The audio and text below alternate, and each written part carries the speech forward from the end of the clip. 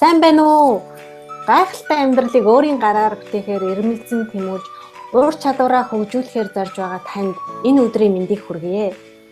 Тантай Английн Лондон хотоос Их Британий хамгийн их ихтгэл хүлээсэн бизнес удирдах шагналын эзэн, амьдралын болон бизнесийн дасгалжуулагч Моника Батсух Яма бид хоёр та бүхэндээ хүний нөөцийн асуудлын талаарх дараагийнхаа цуврал ярилцлагыг хүргэх гэж байна. За ингээ хүний нөөцийн асуудал гэдэг маань яагаад биднэрт ийм бизнес эрхлэгч биднэрт их том асуудал болоод байд юм бэ? Энэний цаана юу шалтгаан юу юм бэ гэдэг талаар бид нар өмнөх ярилцлагуудаа хүргэсэн байгаа. Энэ удаа бид нар мөн яаж одоо тэр хүнийг одоо нэг ажилдаа би дуртай болгож өшөө яг тэр хүмүүс маань одоо яг бидний цул хамт олон болох вэ гэдэг дээр бас ингээд нэлээд тулгамдсан асуудлууд байдгийг ярилцсан байгаа. Одоо ингээд дараагийнхаа гоё санаануудыг ингээд ярилцаа явъя гэж бодсон. Яг зөв. Тэгэхээр баярлалаа нэмаа. Бид нар одоо та өнөөдөр энэ 7 хоногт дахиад та нартайгаа уулзж байгаа үнэхээр баяртай байна. Тэгэхээр ажилтнаа халамжлах 5 арга гэдэг гоё аргыг бид нар өнөөдөр зааж өгч байна. Тэгэхээр энэ аргыг мэдээд авчвал таны бизнесээр цоо шин арга барил, цоо шин үзэл бодолтой, цоо шинээр ямиг сэтгэх тийм арга гарч ирнэ. Биднэрт орж ирсэн асуултууд дотор янз янзын гарч ирсэн л дээ. Бид нь яаж хүмүүсээ тогтвортой ажиллуулах вэ? Яаж хүмүүсээ идэвхжүүлэх вэ? Яаж хүмүүсээ одоо жишээд ажилдаа дуртай болгох вэ? Гэх жишээ ингээд асуултууд гарч ирсэн. Энэ бүх асуултуудад хариулт нь өнөөдөр явж байгаа. Яагаад гэвэл жинхэнэ одоо бид нар хүмүүстэй монголчууд ч бас жоохон юу штэ. Ер нь жоохон бүрэн ичимхий нэрлэхгүй тэр юмны наан цааныг одоо хийч мэдэхгүй, асууж мэдэхгүй би ийм ихэд биш надад ийм халамж хэрэгтэй штэ гэж бид нэг гойж мэдэхгүй, ер нь жоохон хатуу хөтөөдөө жоохон хайр мэдэрч чадахгүй ингээд олон жилиг барцсан юм гэр бүлээсээ ч нэг хайр ихэд идэггүй за юу маягтай гэдэг ч юм уу би нэгэ загиндаг жоохон хатуутай харилцаатай хүмүүс шүү дээ монголчууд маань. Тэгэхээр энэ маань бас бизнес дээр гарч ирдэг хүнийг ингээ оруулж ирээд багадаа оруулж ирээд ингээ ажилласан ч гэсэн бид нэр тэр ажилтнаа яаж халамжлах вэ? Тэрийг мэддэггүй, ойлгодгүй. Хүний өөрийнхөө хэрэгцээг хэрэгцээ гэж байна шүү дээ. Бид нар өөрсөнд ч гэсэн хэрэгцээ байгаа байхгүй. Би өөрөө яаж халамжлах гэдэг юм. Би өөрийгөө одоо яаж намайг хүмүүс яаж хайрлаасаа, намайг яаж хүмүүс хүндэтгээсээ ойлгосоо гэж хүсэж байгаа. Тэрийгч бид нар баг мэддэггүй. Тэгэхээр бид нар гэр бүлийн энэ одоо миний зааж байгаа өнөөдрийн 5 аргыг та гэр бүлдээ ч ашиглаж болно. Баг хамт олондоо ч ашиглаж болно. Тэгэхээр өнөөдрийн зорилго маань хүний нөөцийн асуудал дээр ярьж байгаа болохоор би аль болох баг хамт олон талаас нь ажилтнаа яаж халамжлах вэ гэдэг 5 арга талаар гэдэг сэдвээр би танд ярьж байна. Тэгээ ирэхээр танд илүү гоё одоо нэг чинь бүр санаач өгсөөр ийм биш үү ингээл болоо юм биш үү гэх юм уу тийм ийм гоё мэдрэмж төрөх байх гэж найдаж байна. Тэгэхээр би тэр хувь хүний тэр өгүүлж яадаг тэр хайрыг байгууллага дотор яаж ашиглах вэ? Байгууллага дотор яаж тэрийг хуургаж зөв ашиглах вэ? Тэр хүний хайраараа одоо хайрлуулаад танаа баг дотор ороод энэ баг надад хайртай шүү. Энэ багтаа би хайртай. Манай хамт олон гоё шүү. Энэ баг хамт олон нэг хэдий бас намайг хайрладаг шүү. Намайг дэмждэг хүмүүс шүү гэж мэдсэн хүн бол хизээч танаа байгууллагыг орхиж явж чадахгүй. Тэр одоо яаж тогтвортой манай байгууллагт ажиллах ёстой юм бэ? Ажиллахгүй юм бэ гэдэг шийдвэрийг энэ хүмүүс яг иймэрхүү хайр мэдрээгүй учраас л гарч явдаг байгууллага дотор. Тэгэхээр тийм учраас энэ одоо 5 арга маань үнэхээр чухал. Энэ 5 аргыг бид нар одоо яадаг зарим хүмүүс одоо илүү нэг янзаасаа нөгөө аргыг илүү давуу ашигладаг байхын зарим хүмүүс нь 2-3 аргыг илүү фаслуулж ашигладаг байх жишээ нь. Тэгэхээр хүн болгон өөр тэгэхээр тавуулангийн ашиглаж үзээд ямар хүн одоо ямар хэлбэрээр хайр халамж мэдрэх дуртай юм гэдгийг ойлгоод мэдрээд авчвал тэрийг нь хослуулаад ашиглавал таны хувьд менежментийн хувьд гэх юм уу байгууллагын одоо бизнес эрхлэгчийн хувьд entrepreneur-ийн хувьд танд илүү одоо мундаг одоо хүч чадал ур чадвар чинь төлөвшөөд ихтэй байх юм. Тэгэхээр яг энэ сэдв дээр одоо гоё дэлгэрүүлээд өгье. Тэгэхээр энэ 5 янзын арга байгаа. Та хэрвээ бичиг цаас үед дэлгээд тэрийг бичиж аваарай. Нэгдүгээрт юу вэ гэхээр магтаад урны үгээр хүн хайр мэддэг. Магтаад урны үгээр хайр мэддэг бол хүний сайн талыг нь харж хийх, зөв үн хийсэн үед нь одоо дурдж байгаа талах. Гадуу чи энийг аягүй гоё хийсэн байж тийм чи ямар гоё олцсон ч гэдэг юм уу. Олон буруу юм хүн хийсэн байж болно. Тэг өөстө чиний гэртээс амар гоё ийцэн байна. Миний чинь донжин өстой гоё таарсан байж тээ гэхэд хүн сэргээл ороод идэв. Хэдхэн секундны дотор бүх юм болохгүй болоо яаж ядаа одоо яах вэ? Намайг ингээ ийцэн манай менежер юу гэж хэлэх болоо? Манай захирал намайг юу гэж хэлэх болоо гэж бодож ирсэн юм бид нэр тэтгэн жижиг юм дээр хараад ер нь хүний дотрын сайн талыг нь харах ёстой гэдгийг бол хүмүүс ер нь мэдчихэдэг.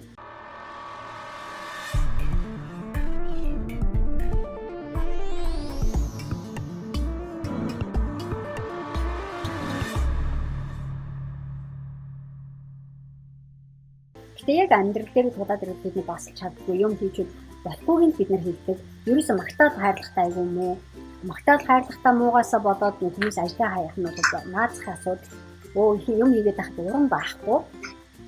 Баярлаач байхгүй гэж тэгдэж шүү дээ. Тэгээ би энэ баярлаа гэдэг энэ магтаалын хүч чадал ямар хүчтэй юм бэ гэдгийг одоо англи ирснийхаа дараад маш сайн ойлгож ирсэн.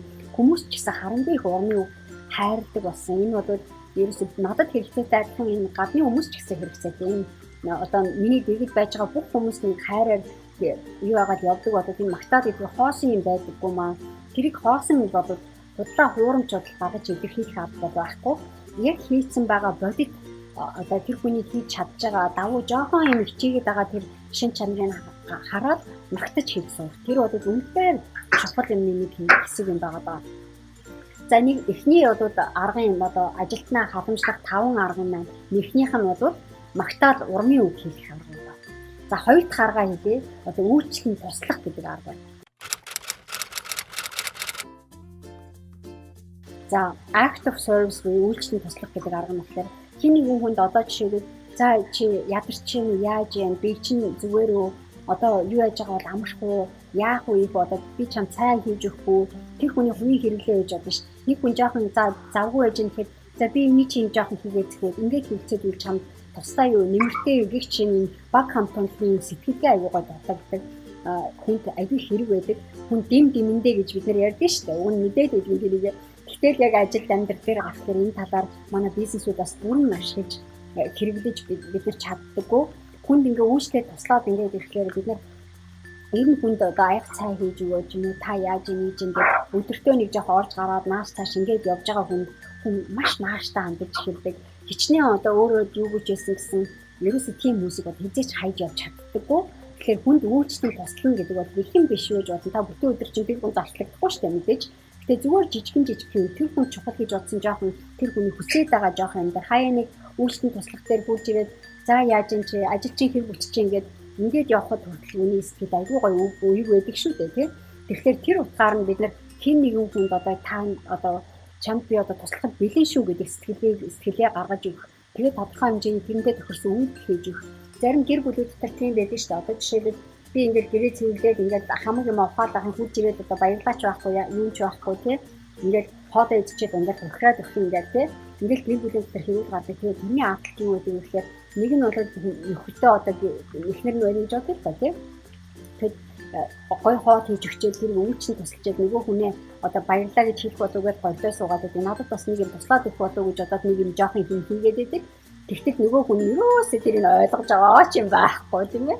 Тэгээд яваад байдаг шүү дээ. Тэгэхээр хүнд үйлчлэн туслана гэдэг энэ жижигхэн юмнууд чинь бас их өдөртөө нэг хүчтэй том юм байхгүй ч гэсэн маш их үнцэнтэй юм байж байдаг. Тэгээд тэрийг бас олж хараад хэлээд өгчүүл. За 3 дахь аргыг би танд хэлээд өгье. Хүнд бэлгэсэл өгөх, шагнал өгөх юм уу тийм ээ. Тиймэрхүү жишээ. Хүнд сэтгэлээсээ янз янзын одоо жишээ тэр хүний талаар бодож исэн чам ингээд одоо төрсөн өдрийн бэлэг ч юм уу, удирдлагын чанараар урамшуулад өгдөг ч юм уу. Байгууллагуудад хэрэгж болох бас нэг чухал арга байна л да. Иймэрхүү жишээ. Төрсөн өдрийн тэмдэглээ за хамт олноороо нийлж агаад нэг картчүүд өгдөг ч юм уу. Тэ нэг жоохон шоколад набор аваад өгчтэй, нэг хөөрхөн вино аваад өгчтэй ч юм уу. Ийм бэлэг өгөөд ингээд жоохон бэлэг өгөөд эсвэл өдөртөө орж ирэхдээ ингээд за энэ хиндээ зориулаад нэг хөөх юм бэлгэжтэй. Ийм мартсан шүү чамд гээл. Ингээд нэг жоохон юм бэлэг бэлдээд өгчих чинь хүн амар хурамтай тэр үнэтэй байх байхгүй. Их мөнгө бодож шаардлагагүй. Тэгсэн хүртэнгөөсөө энэ байгууллага дотор асар их одоо тэр хүнийг маш идэвхжүүлж, өдөөж, баясгаж өгдөг тийм гайхалтай юм байгаа. Тэрний нэг хэсэг нь явж байна. За дөрөвдөх нь одоо цагийг хамтдаа өнгөрүүлэх. Цагийг хамтдаа өнгөрүүлэх гэдэг нь ямар нэгэн юмыг бид хамтдаа хийж байгаа шүү гэдэг сэтгэлээ бид нар төрүүлэх хэрэгтэй байдаг. би ганцаараа энийг хийгээд хүсэж байгаа хүн ч байхгүй. Эсвэл одоо юу гэдэг тэгвэл тэр хүн чинь гандаад нөгөө цэцгийг бид нар усалж чадахгүй цэцгийг хүүлээд нь шүү дээ тэр хүний дотор ургаж байгаа тэр гоё юмыг.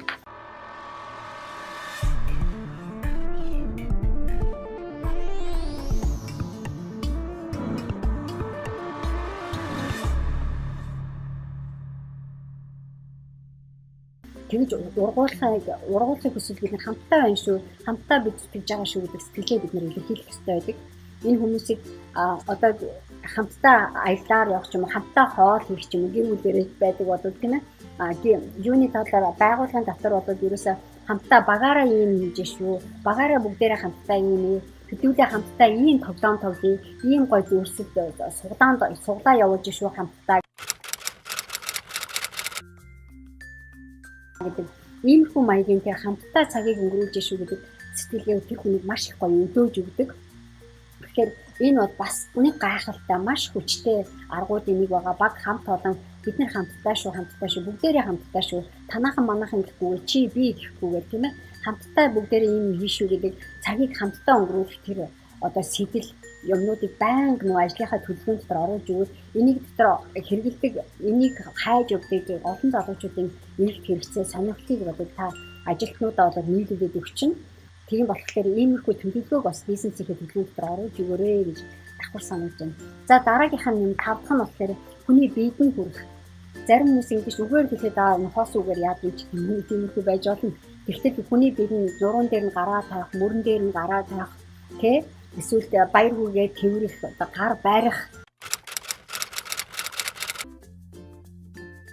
нэг тэр чинь их одоо ямар нэгэн сексийн ч юм уу ямар нэгэн тийм сонирхол байхгүй тийм гар хүрэлтийг хүлээж байна л да би энэ гэр бүл ихнэр нөхөртөөгөө харьцаж байгаа бол арай өөр тийм үү массаж хийх ч юм уу тийм энэ юм чинь бас бидний гар хүрэх халамж үзүүлж байгаа бас нэг хэлбэр байхгүй зүгээр хүнтэй ярилцсан ч гэсэн за чи юу болж ин компьютер дээр ажиллаа хийгээд сууж байгаа завгүй нэхлэнгийнхаа мөрөн дээр гараа тавиад за энэ юу чи юу гэж ажил чинь дайжгүй юу хөө давгүй юу хөө гэд ингээ гар бариад ингээ мөрөн дээр нь гараа хөнгөө тавиад авахд бол айгүй хэдхэн хормын дотор гараа одоо тэр хүнээс одоо халамж мэдрээд явдаг. Тэгэхээр тэр хүн хоёр харилцаан дотроос дор нь тэр хүн хоёр хүний хооронд итгэл найдвар одоо юу гэдэг нэг одоо итгэл үнэмшилтэй би эндээ гэсэн найдсан одоо энэ хүн намаа гэсэн халамжсан сэтгэл байна шүү гэдэг тэрийг мэдэрдэг.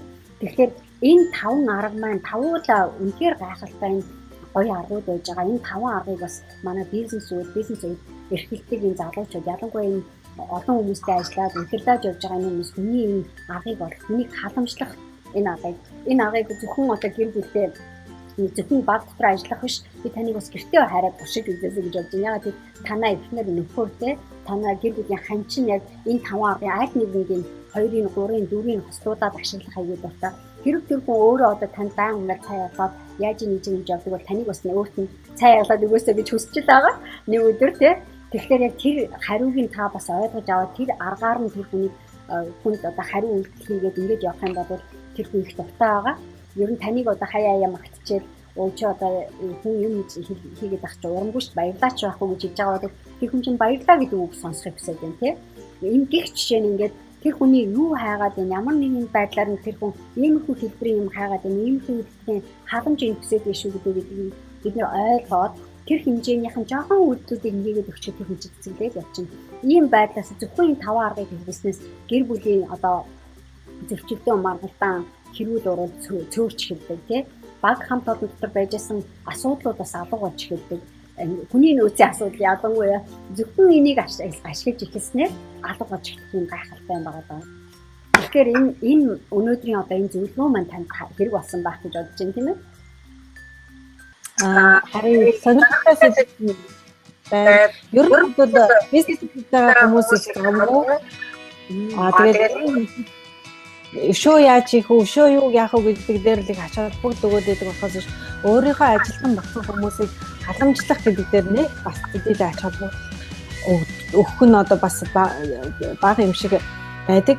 Монголд бол гэтэл жоохон хүн гэдэг бол хүн юм те адилхан надтай адилхан бүх зүйл нь адилхан. Гэтэ нэг жижигхэн гэсэн юмд баярлаад ингэ явдаг юм а. Заавал тэр хүнд ингээд их томмоор одоо урам өгөх гэдэг нь одоо их мөнгө өгөх ч юм уу одоо ингэх хэрэггүй. Жоохон юмар хүнийг бас баярлуулад баг хамттай одоо юу юм байна гэдгийг мэдрүүлнэ гэдэг чинь айгүй чухал зүйл байдаг юм байна гэдгийг ерөнхийд нь санааг нь аягүй сайн авлаа гэж бодож байна. Ингээд та бүхэнд бас ямар санаа санагдав? Өөрөө бас та ажилдаа бизнес эрхлэгч болоод та ажилдаа энэ талаар ашиглаж ер нь хэрэглэж үзсэн үү? Хэрэг хэрэглэж ашигласан бол ямар үр дүн харагдсан бэ? Хэрэг хизээж энэ тухай бодож байгаагүй бол ер нь энийг нэг ашиглаад үзье гэсэн сэтгэл төрж гэнэ үү?